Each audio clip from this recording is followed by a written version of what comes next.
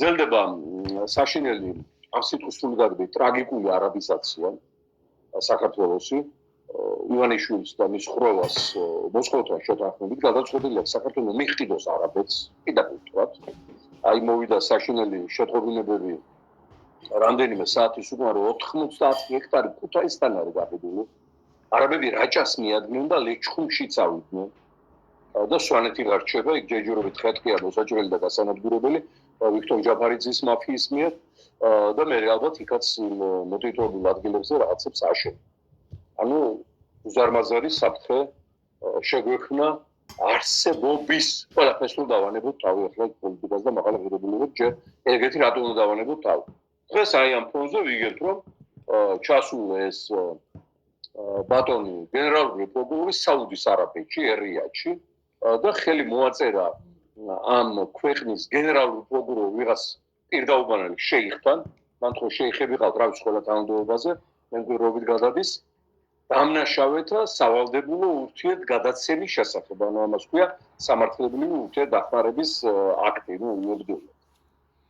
ხეხლა თქვენ ხო წარმოგიდგენიათ, აი რა განსაცდელის წინაშე გვაყენებენ ყოველ დღე ყოველწუთიურად ყოველწამი.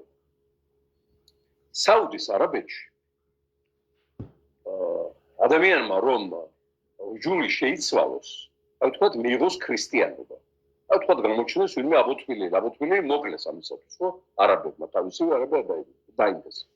ერთი წამით არ განვითარებულა მათი გონი და ინტელექტი ამ მიმართულებით. დღესაც აღნიშნულ ქვეყანაში ჯულის შეცვლა იწვევს სიკვდილით დაჟას. ეხლა თქვენ წარმოიდგინეთ, რომელიმე არაბმა, ან აქ ჩამოსულმა, ან იქ მყოფმა შეიცვალა რჯული, ჩამოვიდა აქ და უნდა თავშესაფარი.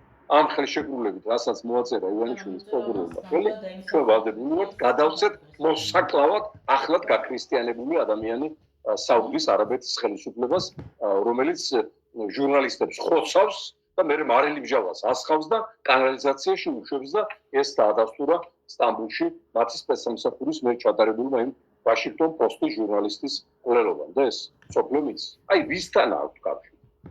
და ვინ შემოყავთ აქ მეგობრებად და მოკავშირეება და მეზობლებად.